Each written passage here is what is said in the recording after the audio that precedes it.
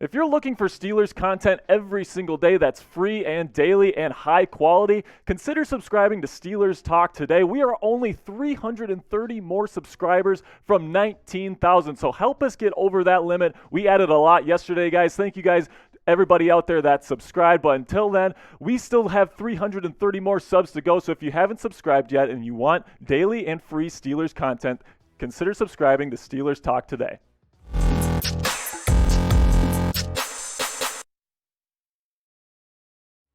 What's good, Steeler Nation? My name is Jack Sperry, and this is Steelers Talk. Today, we are going to be going over a couple of really interesting topics. One, the trade for William Jackson III, and then we're also going to be getting into some draft content. We are at 2-6. We're going to be rebuilding most likely, so it's never too early to look ahead and see what we could be getting at the top of the 2023 NFL draft. But before that, let's get into some William Jackson news here and rumors. So, is he going to be the cornerback one? That is the question on every Steelers fan's mind, and it's really what we're hoping for. This is why we made this trade.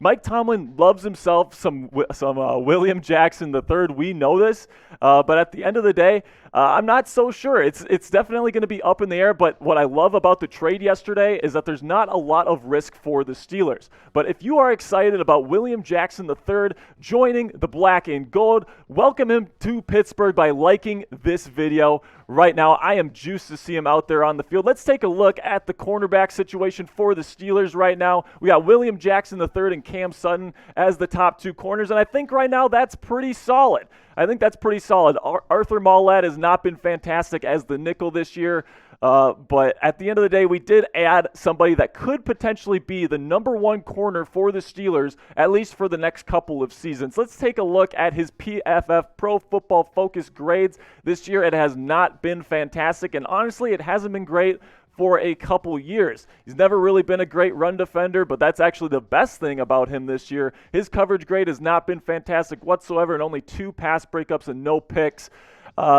But, here's the thing, guys. When he was in Washington, and he was in Washington for multiple years, that defense is a mainly zone run defense. And in zone run defenses, you need to have discipline. You need to have, instincts. You need to be thinking out on the field. And William Jackson isn't a thinking man's corner. He's somebody that wants to get in your face, line up right up against you, and he just wants to think about the receiver in front of him and locking him up. That is his skill set. And if he's going to be successful for the Steelers, it's going to be as a man corner, and Mike Tomlin loves him some man corners, some press man corners. When his defense is rolling, it's with press man corners, and they're running lots of cover one and man coverage, and William Jackson can absolutely provide that for the Steelers. He is 30 years old, so I am a little bit worried that the tread on his tires might be a bit worn. But at the end of the day, I'm excited to see what he can do for the Steelers moving forward. So is William Jackson going to be the new cornerback one for the Steelers? We're going to do something different today. We're actually doing a poll on the pinned comment today. So when there's an ad break, guys, go give your vote in the comments. So heart it if you want to say yes to this question, and then like it if you want to say no to it. So we're trying this new format here for a poll in the pinned comment. So if you think William Jackson is the new CB1 in Pittsburgh, heart it. If you don't, like it. All right, now we're going to be talking about the Steelers and a report that came out that claims that Kenny Pickett is one of the biggest losers of the 2022 NFL trade deadline. It came out from Bleacher Report, and they did a list of winners and losers from yesterday, and I went into this thinking, the Steelers are going to be winners. They did fantastically yesterday. No, they listed as Kenny Pickett as one of the biggest losers, and here's what they had to say. While the former Notre Dame star will be a welcome addition for the Bears quarterback Justin Fields, the trade isn't the best development for Steelers rookie signal caller Kenny Pickett. Pickett hasn't been particularly good this season. He has completed 67.9% of his passes, but he's thrown only 2 touchdowns with 8 interceptions and posted a dreadful 66.8 passer rating.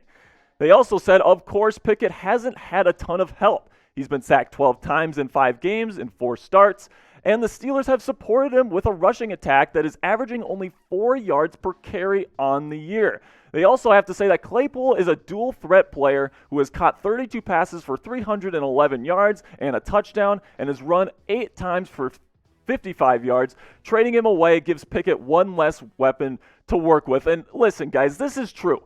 It is one less weapon for Pickett, and at the end of the day, the offense is worse today than it was yesterday. But the way that I think about this is that if Pickett is going to turn out one less player that he barely threw the ball to anyways, I mean, it's not going to make or break. If Kenny Pickett can play, we're going to see that he can play this year. And if he can't play, Chase Claypool isn't going to make the difference in that category. So at the end of the day, I just don't think Pickett. I don't think this trade is really affecting Kenny Pickett that much. Now let's get into today's sponsor, BetUS. They are our sportsbook partner here at Chat Sports, and they are offering a fantastic deal for all the people out there that love sports betting. They're offering a 125% deposit bonus on deposits of $100 to $600. So if you put in a deposit of from $100 to $600, they're going to give you 125% of that money back to you for free to use on your bets. You got to use Steelers 125 as the promo code at chatsports.com/bet. Guys, I'm a huge sports betting guy. I love betting on my sports, and right now every sport is going on: NHL, NBA, MLB, and of course the NFL. So if you love sports betting, put Steelers 125 as the promo code at chatsports.com/bet. Now let's talk a little bit about Kenny Pickett and how this may affect him moving forward, the Chase Claypool trade, that is. I really don't think it's going to affect him that much. Like I said, if he can play, he's going to show that he can play. And missing Chase Claypool, the guy that he threw to, I mean, arguably the least out of those top three receivers, I mean, it's not going to make the difference on whether or not he can play or not. So although I do like Claypool, I do like the talent that he brings, the run blocking, the size and the speed that he brings to the table, at the end of the day, Kenny Pickett is either a baller or he's not, and Chase Claypool is not going to make the difference. As for George Pickens, there are some that are claiming that with Claypool out of the picture, that's going to free defenses up to double him in man coverage and bracket him, and that's just not true, guys, because they still have Deontay Johnson, who's one of the best route runners in football. So if they double Pickens, they're leaving one of the best route runners in Deontay Johnson one-on-one on an island, and defenses aren't going to do that. Pickens' production is going to be just fine. In fact, it's probably going to go up now that Claypool is out of the picture. And let's take a look at that trade from yesterday where Claypool was sent to the Bears for a 2023 second-round pick, which now potentially gives the Steelers 3 picks in the top 45 or top 50 or possibly top 40. So that would be fantastic if the Bears, after this trade, Claypool is just an absolute dud and they keep losing, and then we get a really, really good second-round draft pick. That would be awesome. But at the end of the day, I'm pretty sure that pick is going to be in the top 50. So we're going to have 3 top 50 picks to use on potential starting players next year, and I'm super excited. So how do you think the Steelers did at the NFL trade deadline this year? Type W if you think they were winners, or type L if you think like Bleacher Report and think that we're losers.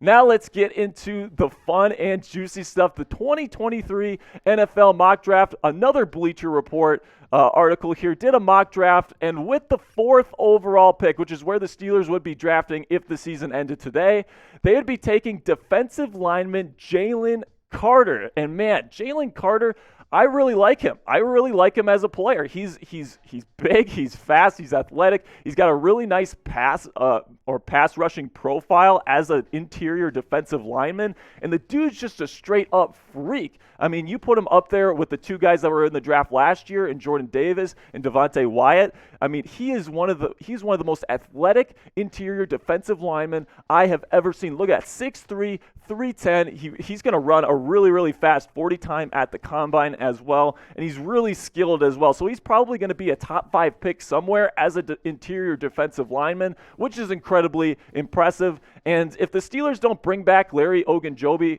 or Chris Wormley, I mean, putting him next to Cam Hayward in those nickel packages would be freaking fantastic. That interior of the Steelers defensive line would be, it would be practically unstoppable once Jalen Carter gets used to the play or the speed of the play in the NFL. I mean, Jalen Carter, this would be a slam dunk pick in my opinion. But what's the Steelers' biggest need on the roster right now, in your opinion? Go in the comments section and sound off which position you want the Steelers to draft in round 1 next offseason.